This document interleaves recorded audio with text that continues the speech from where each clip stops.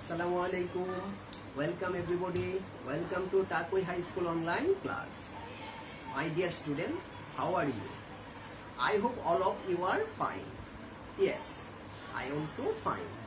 Dear student, at first I want to introduce myself with you. I am Mohsin Alam, assistant teacher of Takui High School. Dear student, today I will take a very important class for class 6 English second paper.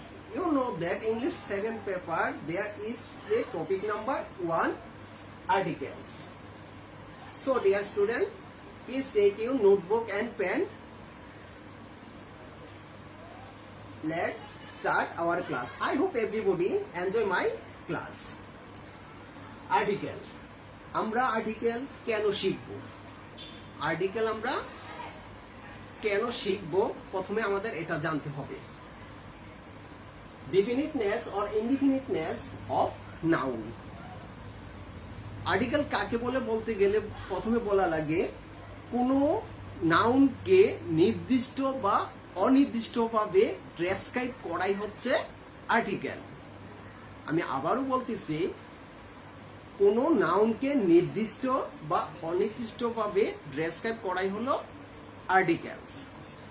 Article যদি কত প্রকার বা কয় ভাগে ভাগ করা যায় আমরা বলি, তাহলে বলা লাগে definite article or indefinite article.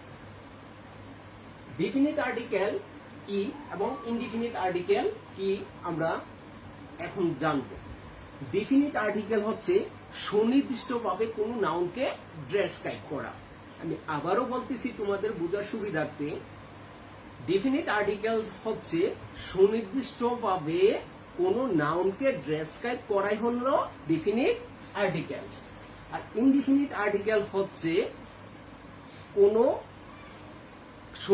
অনির্দিষ্টভাবে কোনো নাউনকে ডেসক্রাইব করাই হচ্ছে ইনডিফিনিট আর্টিকেল। আমরা জানি এ এন এবং দাকে, এ এন এবং দাকে আর্টিকেল বলে। এখন দাকে বলা হয় ডেফিনিট আর্টিকেল এবং এন কে বলা হয় ইনডিফিনিট আর্টিকেল। দা দ্বারা সুনির্দিষ্টভাবে কোনো নাউনকে ডেসক্রাইব করা বোঝায়, আর এ এবং এন দ্বারা অনির্দিষ্টভাবে কোনো নাউনকে ডেসক্রাইব করা বোঝায়। এখন আমরা জানবো এই দা এবং এ এন কোথা থেকে কিভাবে আসলো। প্রথমে আমরা ডেফিনিট আর্টিকেলটা দেখে নিচ্ছি। Definite article at first this, this থেকে দ্যাট, দ্যাট থেকে দোজ, দিস থেকে দোজ, এগুলা সংক্ষিপ্ত হয়ে আসছে দা।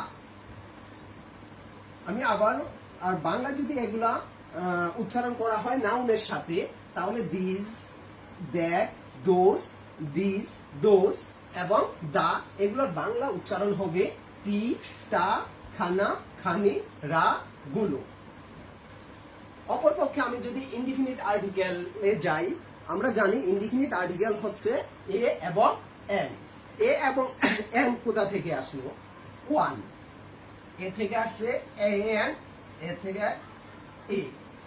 নাউনের সাথে বাংলা উচ্চারণের ক্ষেত্রে একটি, একজন, একখানা বা একটা উচ্চারিত হবে।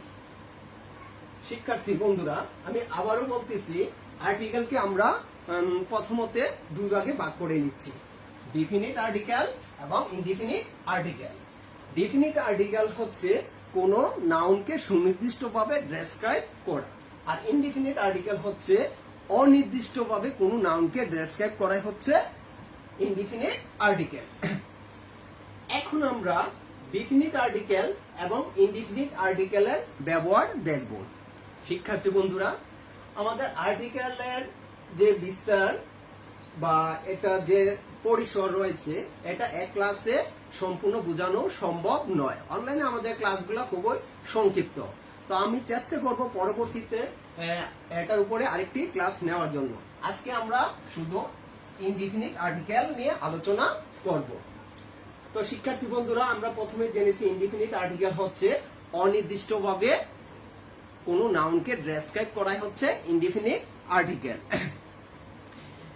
আমাদের এক্সামের মধ্যে কাকে বলে, কোথা থেকে ডিফিনিট আর্টিকেল কোথা থেকে আসলো, ইনডিফিনিট আর্টিকেল কোথা থেকে আসলো, এগুলার কোনো বর্ণনা বা কোনো কোশ্চেন আসে না। যদিও না আসে, এগুলা ব্যবহার আসে। আমরা এখন ইনডিফিনিট আর্টিকেলের ব্যবহার শিখব। ইনডিফিনিট আর্টিকেল ব্যবহারের পূর্বে আমরা প্রাথমিক শিক্ষায় বা প্রাথমিক বিদ্যালয়ে ভাওয়েল এবং কনসোনেন্ট সম্পর্কে আমরা জেনেছি। আমরা জানি যে ইংরেজি 26টা লেটারের মধ্যে বা 26টা অ্যালফাবেটের মধ্যে 5টি রয়েছে ভাওয়েল। এই 5টি ভাওয়েল হচ্ছে এ, ই, আই, ও, ইউ।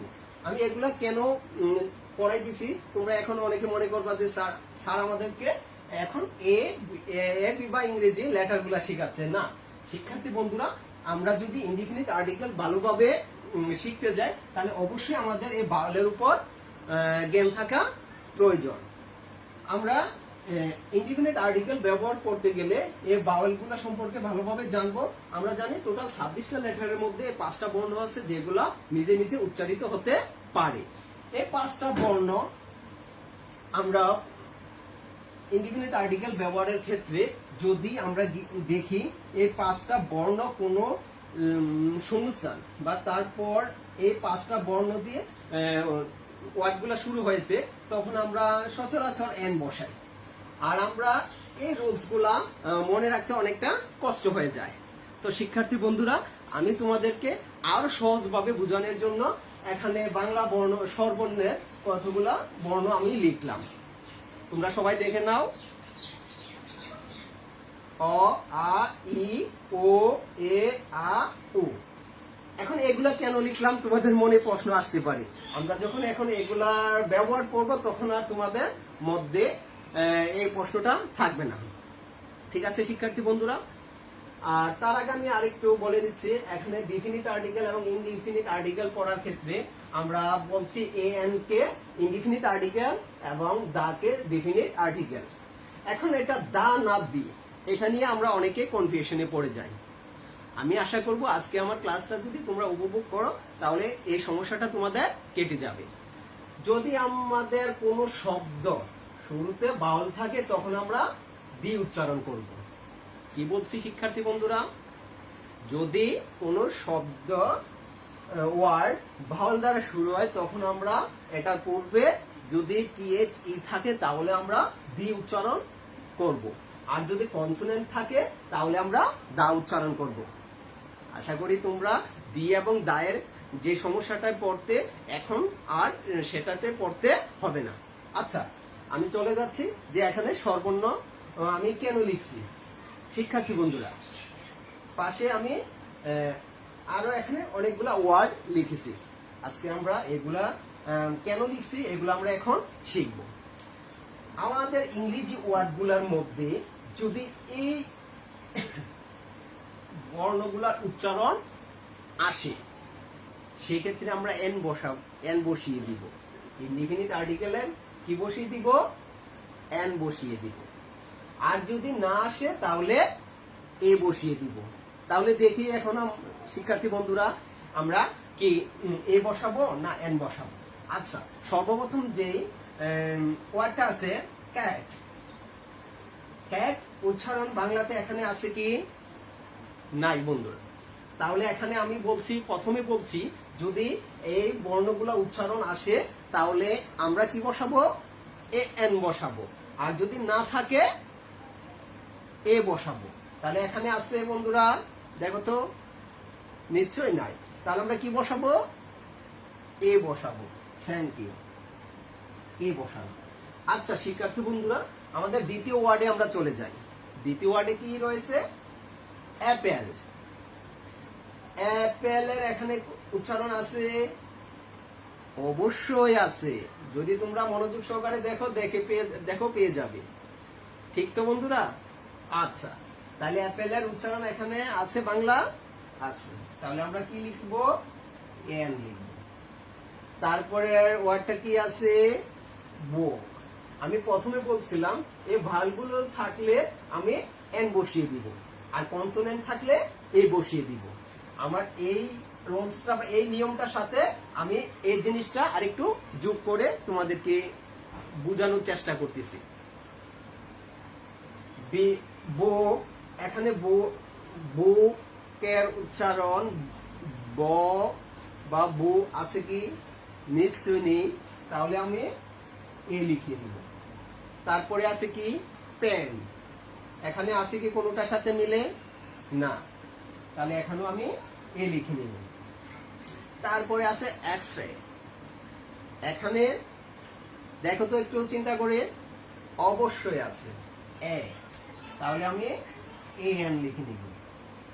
তারপর সর্বশেষ ওয়ার্ড আছে ফিশ, আছে এখানে নাই, তাহলে আমরা এখানে এ লিখে নিব। শিক্ষার্থী বন্ধুরা, আমি প্রথমে বলেছিলাম যে ভাওয়েল থাকলে আমরা এ এন বসিয়ে দিব, আর যদি কনসোনেন্ট থাকে তাহলে আমরা এ বসাবো। তাহলে এটার সাথে এবং এখানে যে বাংলা বর্ণগুলো লিখছে এটার সাথে অনেকটা মিলে গেছে, অবশ্যই মিলে গেছে।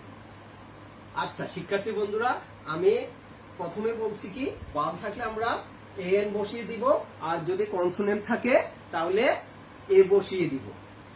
এর ব্যতিক্রমও রয়েছে। এর ব্যতিক্রম রয়েছে কি, ব্যতিক্রম তিনটা ব্যতিক্রম রয়েছে। আমি আজকে তোমাদের তিনটা ব্যতিক্রম আমি দেখিয়ে দিব। আমি আর কেউ আমার ক্লাস চলাকালীন অবস্থায় চলে যাবে না, অবশ্যই ক্লাসটা মনোযোগ সহকারে দেখবে। আর আমার পড়াতে গিয়ে এখানে তোমাদের প্রশ্ন করার সুযোগ থাকতেছে না, তোমরা অবশ্যই নোট করে নিবে।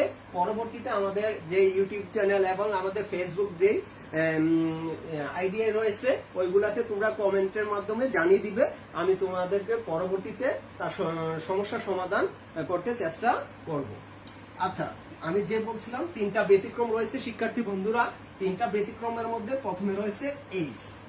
এইচ দিয়ে যদি কোনো ওয়ার্ড শুরু হয় আর এস এর সাউন্ড যদি সাইলেন্ট থাকে, আমি কি বলছি শিক্ষার্থী বন্ধুরা, এস দ্বারা যদি কোনো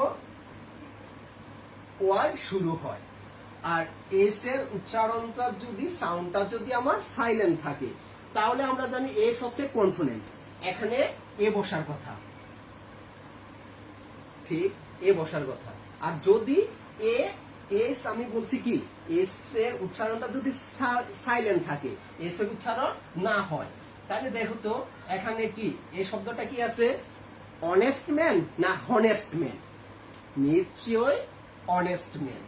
ঠিক আছে বন্ধুরা, তাহলে এখানে কি এস এর উচ্চারণ সাইলেন্ট রয়েছে, এই ক্ষেত্রে আমরা এখানে কি বসাবো, কনসোনেন্ট থাকার পরও এ না বসিয়ে এ এন বসাবো। ঠিক তেমনি এখানে আছে কি আওয়ার বলবো না আওয়ার বলবো, অবশ্যই আওয়ার বলবো আমরা, তাহলে এখানেও এস এর উচ্চারণ সাইলেন্ট রয়েছে, তাহলে এখানে আমরা কি লিখবো, এ এন লিখবো। আমি যে তিনটা ব্যতিক্রমের কথা বলছি এর মধ্যে এক নম্বর হচ্ছে এস এর উচ্চারণ যদি সাইলেন্ট থাকে বা হয়ের, এস এর উচ্চারণ আমরা জানি হয়ের মতো হয়, যদি হয়ের মতো না হয় অয়ের মতো উচ্চারণ হয়, সেই ক্ষেত্রে আমরা এ না বসিয়ে এন বসিয়ে দিব। শিক্ষার্থী বন্ধুরা, এখানে দেখো তো হ্যাপি, এস এর উচ্চারণ সাইলেন্ট আছে না, এখানে উচ্চারণটা হয়েছে হ্যাপি, নিশ্চয়ই উচ্চারণটা হয়েছে, তাহলে এখানে কি আমরা এন বসাবো, জি না, এখানে আমরা এ বসি। ঠিক আছে শিক্ষার্থী বন্ধুরা, এখানে যে আমি অনেস্ট ম্যান লিখলাম, এখানে যদি আমি একটা সেন্টেন্স লিখি, দেখো তোমরা, হি ইজ অনেস্ট, এখানে আমরা কি লিখবো, স্যার তো বলছে এস এর উচ্চারণ সাইলেন্ট থাকলে আমরা কি করব, এ না বসিয়ে এন বসিয়ে দিব। শিক্ষার্থী বন্ধুরা, অনেস্ট এখানে শব্দটা হচ্ছে কি অ্যাডজেক্টিভ, আমরা জানি এটার যদি আমরা বাংলা উচ্চারণ করি সে হয় সৎ, তাহলে এটা কোনো শব্দ বা একটা বাক্য হচ্ছে না, আমরা ওইভাবে বলতে পারি সে হয় একজন সৎ ব্যক্তি।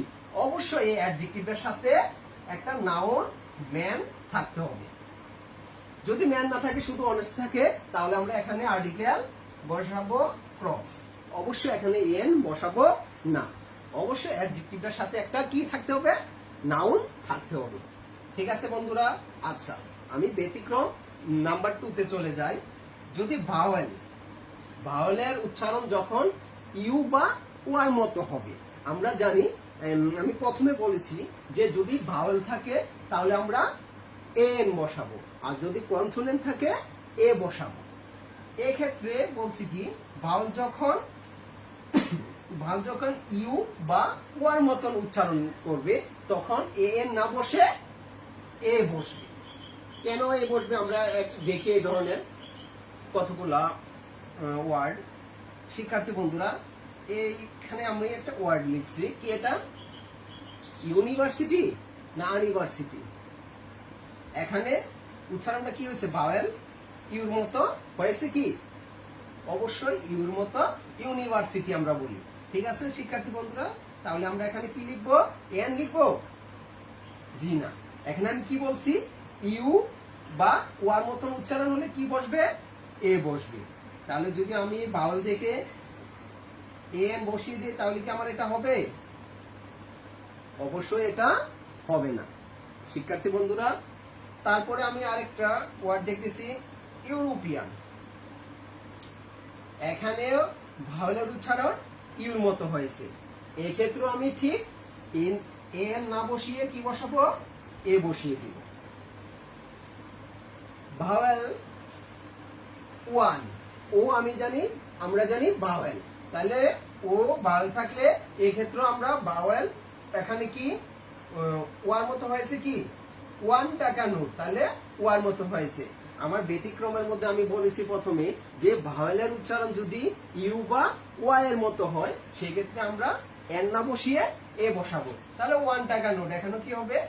এ 1 টাকা নোট।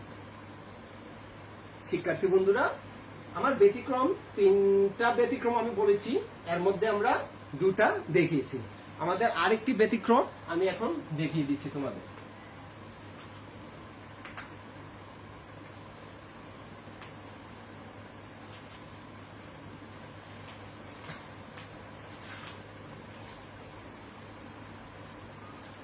ব্যতিক্রম প্রথমটা হয়েছে কি আমাদের, যদি এস এর উচ্চারণ সাইলেন্ট থাকে, এস সাইলেন্ট থাকে, তাহলে সেক্ষেত্রে আমরা কি করব?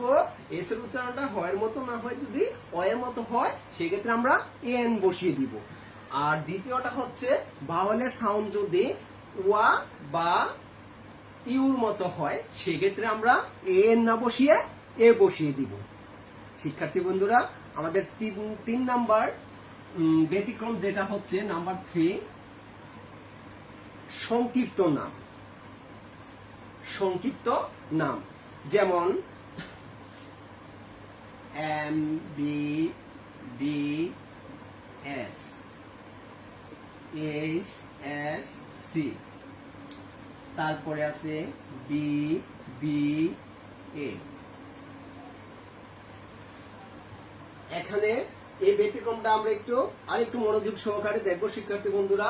এখানে দেখো, এই সংক্ষিপ্ত নামের ক্ষেত্রে আমার প্রথম যে লেটারটা আছে এম, এই এম উচ্চারণ করতে প্রথমে কি আমার ভাওয়েল উচ্চারণ হয়েছে নাকি কনসোনেন্ট উচ্চারণ হয়েছে? এম উচ্চারণ করো, সবাই আমার সাথে সাথে উচ্চারণ করো, এম। তাহলে এর উচ্চারণ আসছে, তাহলে কি সর্বপ্রথম যদি ভাওয়েলের উচ্চারণ আসে এক্ষেত্রে আমি এন বসিয়ে দিব। আমি পরেরটাতে যাচ্ছি, এইচ। তাহলে এখানে এইচ, এখানেও কিসের উচ্চারণ আসছে শিক্ষার্থী বন্ধুরা? অবশ্যই এর উচ্চারণ আসছে, এইচ। তাহলে এক্ষেত্রে আমি কি বসাবো? এন বসিয়ে দিব। তারপরে রয়েছে বি বি এ। এখানে আমি দেখি প্রথমে কি আমার ভাওয়েল সাউন্ড হয়েছে নাকি কনসোনেন্ট? বি, তাহলে প্রথমে আমার কনসোনেন্ট, ভাওয়েলটা হচ্ছে পরে। এই ক্ষেত্রে আমি কি বসিব? ওই প্রথম রুলসে আমরা চলে যাই যে আমাদের যদি কনসোনেন্ট থাকে এ বসাবো, আর যদি ভাওয়েল থাকে তাহলে এ এন বসিয়ে দিব। তাহলে এখানে বি এর ক্ষেত্রে আমার উচ্চারণ আসছে কি কনসোনেন্ট, তাহলে আমি কি বসাবো? এ বসিয়ে দিব। শিক্ষার্থী বন্ধুরা, আমাদের আর্টিকেলের 2 প্রকারের মধ্যে ডিফিনিট আর্টিকেল এবং ইনডিফিনিট আর্টিকেলের মধ্যে যে কয়েকটা নিয়ম আমি তোমাদেরকে দেখিয়েছি ইনডিফিনিট আর্টিকেলের, আজকে আমাদের সময় স্বল্পতার কারণে ডিফিনিট আর্টিকেলের বিষয়ে আলোচনা করা হচ্ছে না। আমরা আজকে ইনডিফিনিট আর্টিকেল সম্পর্কে আলোচনা করেছি। শিক্ষার্থী বন্ধুরা, আজকে আমার এই আলোচনার মধ্যে যদি তোমাদের কোনো প্রশ্ন থাকে তাহলে তোমরা অবশ্যই নোট করে নিবে এবং কি আমাদের ফেসবুক আইডি, ইউটিউব চ্যানেলের মধ্যে কমেন্টের মাধ্যমে তোমরা জানিয়ে দিবে, আমরা এটা সমাধান করে দিব। শিক্ষার্থী বন্ধুরা, বা আজকে প্রায় দীর্ঘ মার্চের 15 তারিখ থেকে আমাদের স্কুল শিক্ষা প্রতিষ্ঠান সবকিছু বন্ধ, আমাদের লেখাপড়া বন্ধ। বাংলাদেশ সরকার খুব ভালো একটি উদ্যোগ নিয়েছে। আমরা যদিও স্কুলে বা শিক্ষা প্রতিষ্ঠানে যেতে না পারতেছি, অনলাইনের মাধ্যমে, সংসদ টেলিভিশনের মাধ্যমে, কুমিল্লা কেবল টেলিভিশনের মাধ্যমে এবং শিক্ষা প্রতিষ্ঠানের প্রত্যেকের অনলাইন ক্লাসের মাধ্যমে তোমাদেরকে পাঠদান নিচ্ছে। তোমরা অবশ্যই নিয়মিতভাবে এই পাঠদানগুলা অনুসরণ করবে এবং চ্যানেলগুলাতে সংযুক্ত থাকবে, সংসদ টেলিভিশনের ক্লাসগুলা দেখবে, আমাদের বিদ্যালয়ে নিজস্ব যে অনলাইন ক্লাস আছে এগুলা দেখবে এবং বাংলাদেশ সরকারের যেই স্বাস্থ্যবিধি আছে এগুলো মেনে আমরা অবশ্যই চলবো। আমরা বাইরে ঘোরাঘুরি কম করব। অবশ্যই যে যথাসময়ে সংসদ টেলিভিশনের যে রুটিন আছে ওই রুটিন অনুযায়ী ক্লাসগুলা আমরা বাসায় বসে দেখব এবং আমাদের অভিভাবককেও বলবা তোমাদেরকে এগুলো এই ক্লাস দেখতে যাতে সহায়তা করে। তো শিক্ষার্থী বন্ধুরা, নো মোর টুডে, আবারও আমাদের দেখা হবে পরবর্তী ক্লাসে। সে পর্যন্ত ভালো থাকো সবাই, সুস্থ থাকো। আল্লাহ হাফেজ, আসসালামু আলাইকুম।